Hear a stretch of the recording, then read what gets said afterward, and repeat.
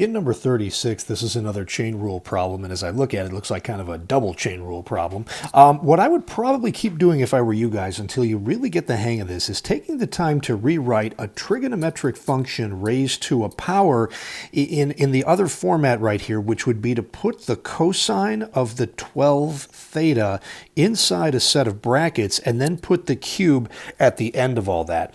Once you guys get better at this, I think you can probably skip this step, but for now, I really think that's going to help you keep track of what needs to get done first.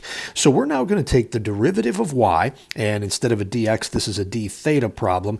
And here we go, guys. We're taking the derivative of this whole quantity here raised to the third power. So the last thing happening here is the cube. That means the power rule is going to take precedent here. So the way we take the derivative of anything cubed is to bring the 3 out in front, keep the base exactly the same as it was, cosine of 12 theta, and drop that exponent down by 1. So from 3, it goes to a 2. And then you have to ask yourself, all right, do I have to worry about the derivative within, the derivative of the base, or was that derivative 1? Well, here, definitely that derivative is not 1. The derivative of cosine of any angle is the opposite of sine of the exact same angle right there, 12 times theta. And since that's a minus, I'm going to put another set of brackets around all that so it doesn't look like I was subtracting. But I am not done yet, guys, because now when you go to take the derivative of a trigonometric function, yeah, it's negative sine of the same angle, but then multiplied by the derivative of the angle itself,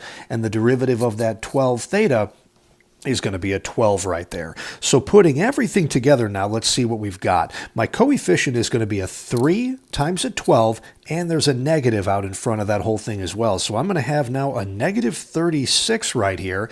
And then I've got cosine of 12 theta quantity squared. So I'll go back now to writing it the way that they did at the beginning, which is cosine squared of 12 theta.